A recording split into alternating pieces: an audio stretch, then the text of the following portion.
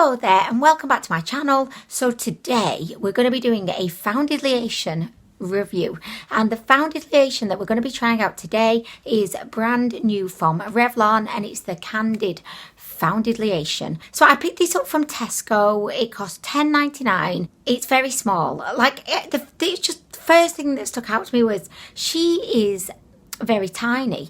She has 0.75 fluid ounces.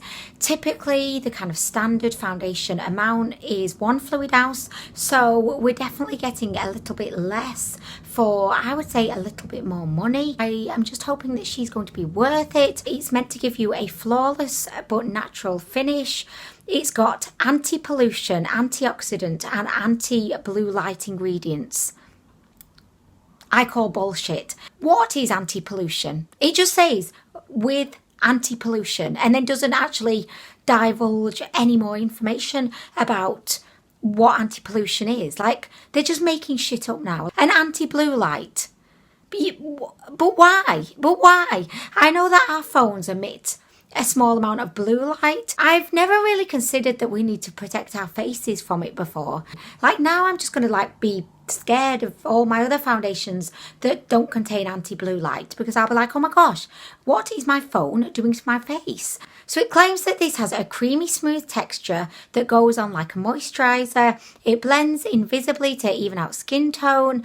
It's got a medium buildable coverage with a weightless feel. It comes in 31 skin tone matching shades, and it just says that it keeps skin feeling moisturised all day. From the description, this foundation really does appeal to me because I definitely do prefer a kind of medium coverage. I like foundations that do feel weightless. I would much rather have a comfortable foundation than, you know, a very heavy coverage kind of foundation. And, you know, obviously now I'm quite excited but quite cynical about the anti-blue light technology. So the foundation comes in this kind of squeezy tube, and it's got a little pump at the top. I really like this packaging. It definitely my favourite. Also, this foundation really does remind me from the description of the Dream Urban Cover foundation from Maybelline. Dream Urban Cover also speaks bullshit. So this foundation claims to have antioxidants in it and helps to protect your skin from environmental aggressors. Like, what are they going to come out with next? Is it going to be like, ooh, Revlon's brand new foundation to protect you from alien abduction? I mean, because I feel like that's where we're headed. Like, really, I really like this Maybelline foundation. So I mean, I'm hoping I really like this one, but this one is cheaper. As with all my foundation reviews, I do a first impression and then I go off on my merry way. I wear the foundation for a few days and then I kind of come back at a later date with a whole new makeup look, probably a whole new hair colour, and then I give you my views on the foundation. So that's what we're going to do today.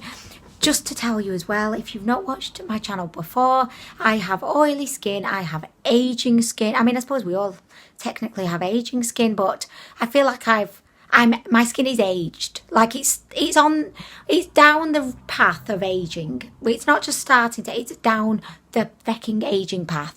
It's at the point where I can see the stop sign saying you need Botox about now. Like, really, you're getting there. So I got this in the shade Buff Chamois. Buff Chamois. I just love that name. Okay, so to apply the foundation, I have my microfiber sponge that I got from AliExpress, and I also have a flat top kabuki. I don't normally use a brush, but I just thought today, why not? I just thought, let's just do it. Why not? I'm wearing the Olay Whip Moisturiser. Oh, this is so good. Like, it's so good. It was supremely hyped up on Instagram, but I feel like it's definitely worth it. It has a really unique kind of mousse-like consistency. It definitely does feel like it's been whipped. It also feels very silicone-y. It has that kind of primer element as well as moisturizing element to it. Since I've been using this, I've not used any primers because I don't really feel like you need to, especially if you typically use a primer to like smooth out your skin, blur lines, fill in pores. This moisturizer does all of that. She's brilliant. So I really like this. So this is what I am wearing today, just so you know. I'm going to let's put my hair up so that we can actually get the party started. I've got some new cat ears. what are we thinking, guys? Also, I think it's great that they have 31 shades too. Oh, hello. So there she is. I'm going to start with the sponge application. So at this point, I've not watched any other reviews about this foundation or read any reviews. I always like to go in open-minded because I feel like even if you just watch one other review of a foundation before trying it, it can really kind of subconsciously sway you, you know, so I prefer not to. Okay, so this is going on okay. I'd say it definitely doesn't have a lot of coverage though, just so far, because you could definitely still see everything. I'm going to put more over my pores. Can you see how bad my pores are? Oh my gosh. I would definitely say that this Buff Chamois shade is quite yellowy, kind of undertoned as well. I mean, it's going on nicely. I think now that, oh shit, eye bogey. How long has it been there for, guys? How embarrassing is that? Like, really? Okay, so I felt like the coverage was very light to begin with, but then I added just a little bit more, and I definitely do think that it did build up the coverage nicely. This has gone on so easily. Like, I feel like we're done. It definitely is a natural finish as well. As you can see, it's not dewy, but it's also not like flat matte. It just does look like your skin, but smoothed out. I think the shade as well is a perfection. I believe that this shade is the second from the lightest being porcelain. Holy gosh damn, I think that went on so easily. Okay, so this is the side that we've just done. I think my skin is looking very kind of even and smooth. I feel like I've got just the right amount of coverage. I feel like if I were to apply any more, it could potentially get a little bit cakey just around my chin. Oh, I've got toothpaste on my lip as well. Okay, so next we're going to apply with a brush just to see what happens. You know, I've not actually applied foundation with a brush for ages. Like ages. I just can't be arsed washing brushes. I feel like with a sponge you can get away without washing it for longer. I do definitely feel like we have got more in the way of coverage, kind of straight off the mark. Does anyone else like really struggle with getting foundation around the sides of their noses? I definitely prefer the sponge side. I just feel like the foundation has gone on a lot smoother. I just think it looks a bit more shit, you know, on the brush side. Terrible, but you can, like, for me, I can definitely notice that. So I'm just going to refine everything with my sponge. The foundation is on my face. I feel like it's dried in super quick time.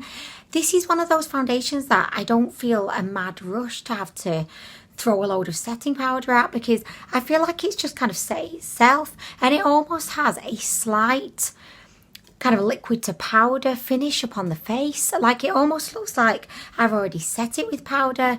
There was no specific indication as to what kind of skin type this foundation was kind of geared towards, whether it be oily skin, dry skin, normal skin. I kind of feel very optimistic at this point that it's going to be really beneficial for my oily skin, and I feel like it's going to hold in place really well, just simply for the fact that it feels dry and I don't feel like I have to even put setting powder on it. I'm going to anyway, do you know what I mean? Like, I will anyway. So I'm going to go away and do all of that. I'm going to finish the rest of my makeup, and then I will be back to say goodbye before I go away, and then come back again to give you my final thoughts. Okay, so it's a few days later. I have been wearing this foundation for the past 4 days. I've worn it to the office, to the park, to Tesco, and I definitely have a really good overview of how I found the foundation to be.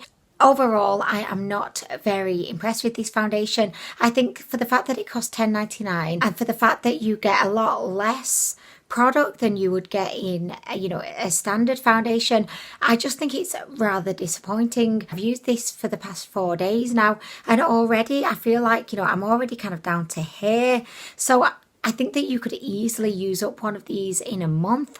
I'm not really like a fan of that. I don't think it's terrible. I've definitely tried worse foundations, but I've also tried a lot better foundations. For me, being someone that is 22, okay, 30, something, a 30 something lady, I definitely feel like it's not the most flattering on my more mature skin. It's kind of savage on fine lines. I don't think I've ever seen my smile lines be more accentuated as I have done over the past 4 days. It also doesn't look great around the eye, under eye as well. It does also make your skin look quite dry. It doesn't make it feel dry. Like, I would say that's the one thing that is really kind of positive about this foundation. It actually is weightless and it is very, very comfortable. But I do feel like if you've got dry skin or dry areas, like dry patches, I do feel like it would definitely accentuate those areas. Also, I do feel like the anti-pollution and anti-blue light claims are rather unfounded. And I'm not saying that, like, I don't believe that this product has those benefits, but I don't feel like there's any way that you could ever prove it, and I don't think that you could ever really benefit from those claims either, because I think that whatever is in this mixture that they're claiming is anti-blue light, I don't think there would ever be a significant amount of it that it would actually do anything anyway. So I just think they're rather bullshitty claims. So at the beginning of the video, I did say that I felt that the description of the Candid foundation was actually very, very similar to the Dream Urban Cover foundation from Maybelline. And after having used both, I would definitely recommend that you try the Maybelline one over the Revlon one. Not only is it cheaper, I think, or is it? I don't know whether it's cheaper or not. The Maybelline one I just definitely preferred. I do feel like the Maybelline one is just a bit more flattering on the skin. Both of these feel weightless. They're both a medium coverage. They both have a natural finish. But yeah, Maybelline pips the Revlon to the post because I forgot why. Oh, because it just looks a bit more flattering on the skin and doesn't accentuate fine lines as much. Also, like, I'm not a huge fan of Revlon in general. Revlon, Rimmel, like probably every makeup brand beginning with R, I just don't appear to be a fan of. Just think they're taking the piss, like, with this tiny, minuscule, insufficient size. So those are my main feelings about the foundation. I wouldn't kind of say it's awful, but I definitely wouldn't recommend that you buy it. If there's anything that I have missed out, or if you've got any further questions, please don't hesitate to ask me in the comments. Thank you so much for watching the video. I hope that it was somewhat helpful to you, and I will see you again in the next one.